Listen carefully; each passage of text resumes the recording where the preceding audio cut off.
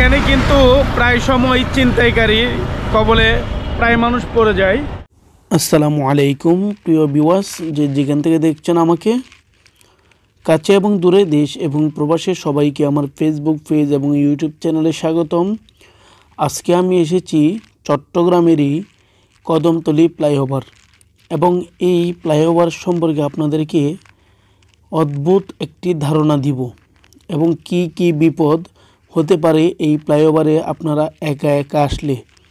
তবে সবাই একটু সতর্ক থাকবেন রাতের বেলা, বিশেষ করে চট্টগ্রামের ফ্লাইওভারগুলো কিন্তু খুবই ঝুঁকিপূর্ণ। হ্যালো ভিউয়ার্স, আসসালামু আলাইকুম। আজকে আমি যে স্থানটিতে দাঁড়িয়ে রয়েছি এটা হলো আপনার কদমতলী ফ্লাইওভার এবং এই ফ্লাইওভারের কিছু সমস্যার কথা আপনাদের মাঝে তুলে ধরব এবং আপনাদেরকে জানিয়ে রাখব।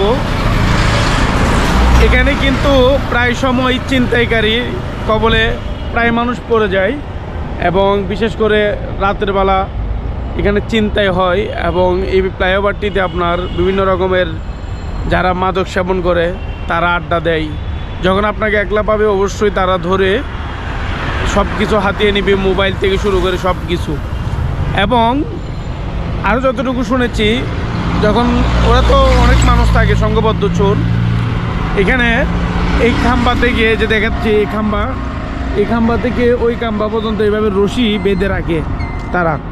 এবং নিচের দৃশ্য একটু দেখাই, নিচে হলো আপনার কদমতলী রাস্তা এটা, আর ওদিকে হলো রেল লাইন।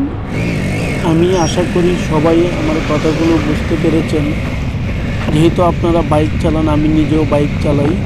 আমি কিন্তু চট্টগ্রামে জন্ম থেকে বড় হয়েছি। এই চট্টগ্রাম সম্পর্কে আমার সম্পূর্ণ আইডিয়া রয়েছে।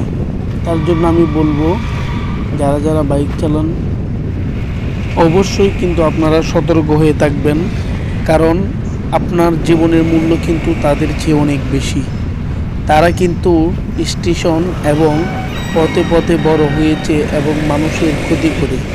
আপনার কিন্তু ফ্যামিলি আছে, আপনার কিন্তু ছেলে আছে, সন্তান আছে, অবশ্যই আপনার সব কিছু মাথায় রেখে চলা লাগবে।